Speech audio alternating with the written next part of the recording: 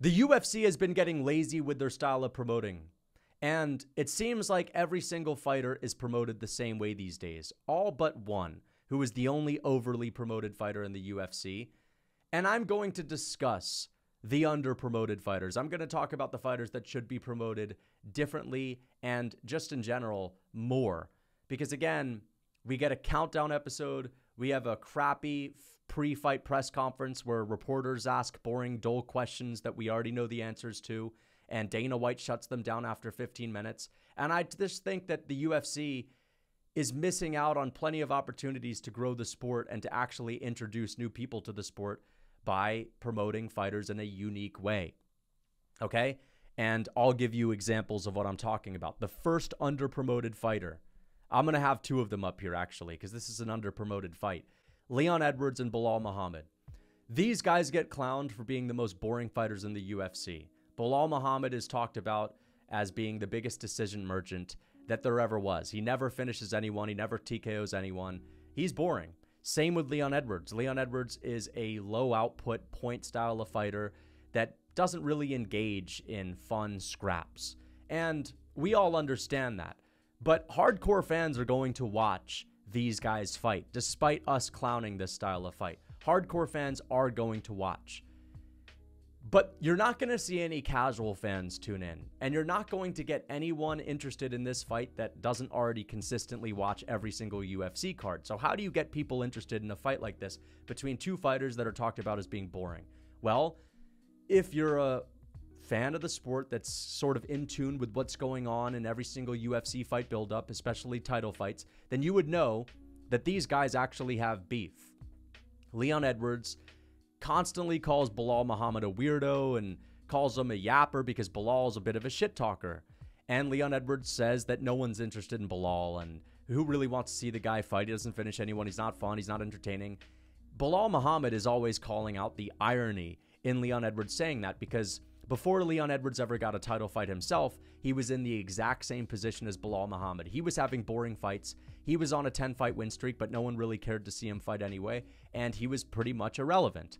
And Belal Muhammad really doesn't like the fact that Leon Edwards is writing him off as irrelevant and unimportant, because he should be able to recognize that actually Belal, based on merit, deserves this shot. And you can't just write him off because he's boring, because, hey, you're boring too, and you were irrelevant too before you won the title. Why not get these guys in a room together? Get these guys in a room together and have a face-to-face sit-down conversation that is moderated by someone that works for the UFC. I don't know, Anthony Smith or Dominic Cruz or Daniel Cormier. Have a face-to-face sit-down, one-on-one press conference between these two guys, like they do in boxing, like they did with Tyson Fury and Vladimir Klitschko, like they did with Tyson Fury and Deontay Wilder. I didn't care about Tyson Fury until I saw his face-to-face sit-down with Deontay Wilder. I wasn't a fan of boxing back in the day. I'm still not that big of a fan of boxing, but I was even watching the UFC at the time. I think it was like 2018. I was a UFC fan, and so I was watching combat sports content, and I see this video of Tyson Fury and Deontay Wilder on my timeline, on my algorithm. And I click on it. And it was an interesting sit down. Tyson Fury was coming off of the couch after being out because he was abusing drugs and abusing alcohol. And he was fighting this guy named Deontay Wilder who, you know, apparently knocks everyone out. And the sit down conversation that they had was interesting. It was fascinating. It was fun. It was entertaining. And I think we can have a fun moment like that with Leon Edwards and Belal Muhammad, because Belal doesn't like Leon and Leon doesn't like Belal. And Belal is pretty enraged at the fact that Leon Edwards doesn't see the irony in saying that Belal is irrelevant and boring. So I think we could get a lot of good moments. I think we could have a video that gets multiple millions of views if the UFC were to post it on their channel and have someone ask the right questions that could get us entertaining answers. That could potentially reach the algorithm of a boxing fan that doesn't really care to watch a Leon Edwards fight before seeing that sort of sit down. That could reach the algorithm of a non-combat sports fan that might watch it, might get interested in the trash talk between the two, and might want to tune in to see them fight. This is how you promote a fight like this, okay? Because I'll be honest, there's not a whole lot you can do to promote Leon Edwards outside of doing something like this right now. So they should do this Both of these guys are being underpromoted. I'm not saying the UFC should go to extreme lengths to promote Leon Edwards and Belal because, again, they do have boring fight styles and they don't have the most interesting backstories, but it is what it is. You could still promote a title fight way better than they're promoting it right now, which will be a shitty countdown episode, a shitty press conference, and it will not bring any new eyes into the sport. So let's get on to the next one. Tom Aspinall, under promoted. The UFC is doing a really good job promoting Jon Jones. Dana White is doing a good job, that is, promoting Jon Jones. He's traveling around the world, talking to people on podcasts like Shannon Sharp and Andrew Schultz, these really popular podcasts, and he's telling them about how Jon Jones is super tough and how he's the baddest dude ever and how he has a guard dog that looks tough and how he has a bunch of guns and a cool lifestyle. But Jon Jones is the guy that's fucked over your promotion a million times. Yeah, he's the champion. Yes, you should promote him, but like, why not also promote your other fighters when this guy's fucked over the promotion and he's only fighting one more time and that's it? I would think that they would want to promote fighters that are going to be here for a while, right? I would think that they could see the long game there where, all right, well, yeah, we shouldn't put all of our eggs in this one basket because Jones only has one more fight left in him. And then after that, he's going to sail off into the sunset. Okay? We also don't really care about his fight with Stipe Miocic because Stipe is old, washed up, and irrelevant. There's no intrigue there. 90% of MMA fans don't want to see that fight. I would say more than 90% actually, like 95%. You have a guy like Tom Aspinall who's young, who's in his prime, that's welcoming all comers, that has the shortest average fight time in UFC history, and he hasn't just had a couple of fights. He's had a bunch of them, like almost 10 fights in the UFC. Shortest average fight time in UFC history because he's blitzkrieging people. He's knocking people out in the span of minutes. He's submitting people with ease. He's an extremely well-rounded one-punch power KO guy that also moves around like a welterweight. We've never seen someone like Tom Aspinall. We've seen people that hit hard, like Francis Ngannou. We've seen submission experts in the heavyweight division, like, what's his name, Verdum. But we haven't seen people that can do both so effortlessly. That's also 265 pounds. That's also from the UK. The reason I bring up the UK is because look at the two most famous heavyweight boxers on the planet. Okay, Tyson Fury, Anthony Joshua, two confident UK fighters in the heavyweight marquee division. The heavyweight division has always been an automatic marquee division in combat sports. I mean, look at all the famous heavyweight boxers. Most of the famous boxers are heavyweights. Marty Lewis, Muhammad Ali, George Foreman, Joe Frazier. You get my point. And it also helps that he's from the UK. I mean, UK fighters are easy to promote. All right? They're well-spoken. They have very confident attitudes. Their country will always back them, especially because the UK loves combat sports. And Tom Aspinall is the guy that UK fans will get behind and they'll rally behind. And again, the UFC is promoting him, but just the same way in which they would promote any other fighter.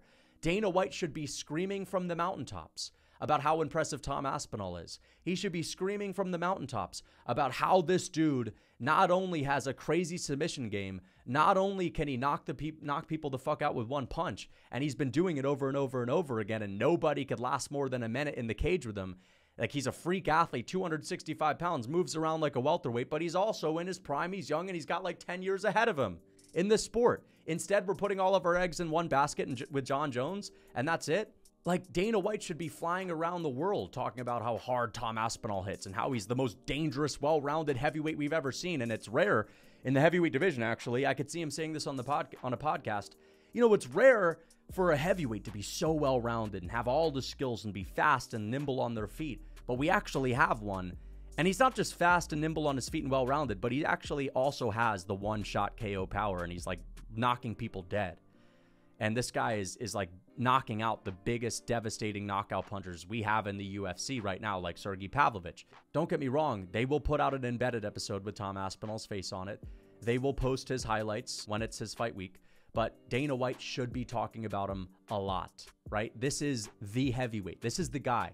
This guy is a freak, okay? He's the most dangerous person in human history, arguably. You should be flying around the world with this guy. You should be bringing him onto TV stations, having him hit one of these heavy punching machines. You should be paying ESPN to play his highlight reel. That's kind of what I'm getting at right now. I just think he needs to get a little bit more old school with it. Again, you've got a power puncher, a Mike Tyson that can also submit people. Not a Mike Tyson in the sense that he's not a crazy man, but you kind of get my point. Like, he's blitzkrieging people.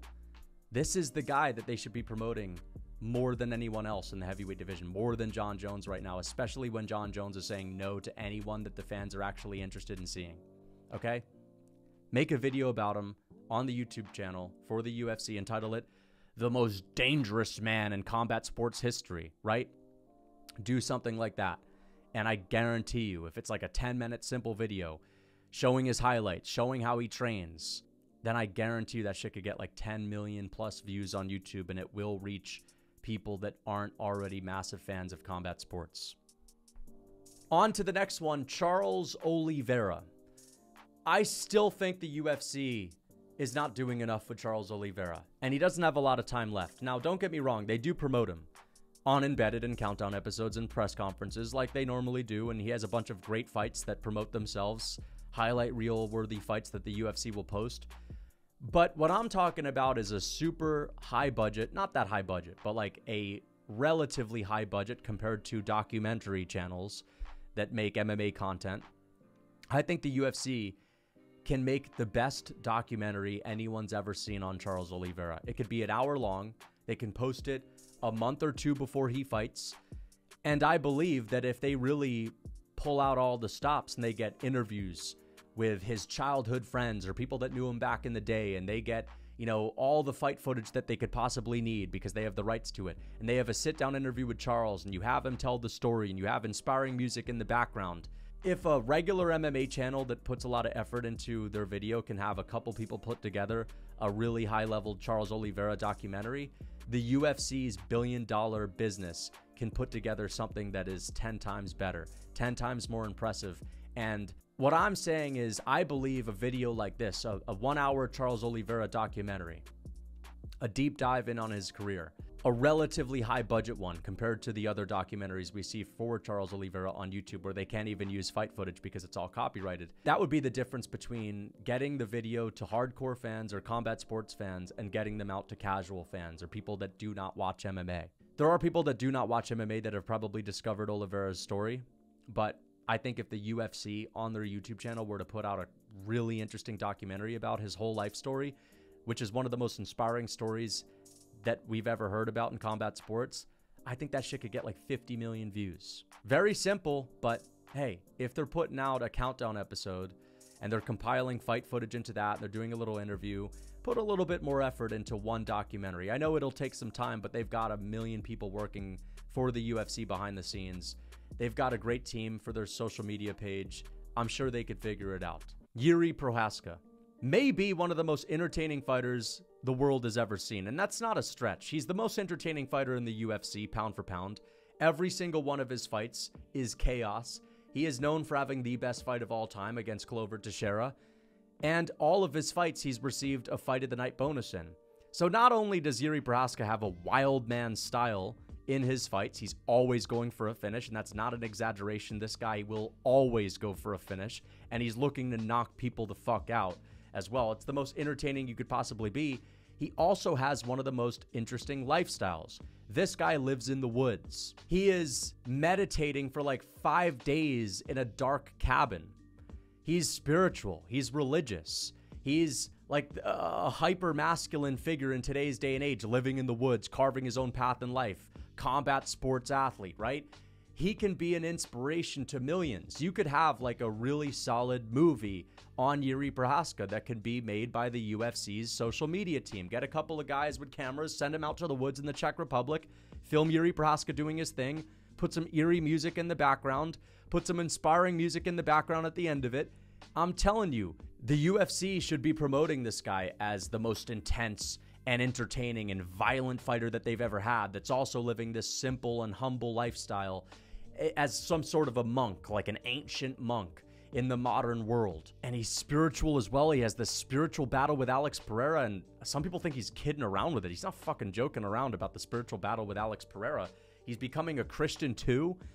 Man, Jiri Prochazka, I think Dana White should be talking about this guy just as much as Jon Jones's dog. Jiri Prochazka is the most interesting guy in the UFC right now. I think Dana White should be hyping that up in front of these podcast hosts. I think that Dana White should be, getting together the social media team and the best cameramen that he has and sending them out to the Czech Republic to put some movie together, to post it a month before Jiri Prochazka fights, or just to post it at some random time throughout the year.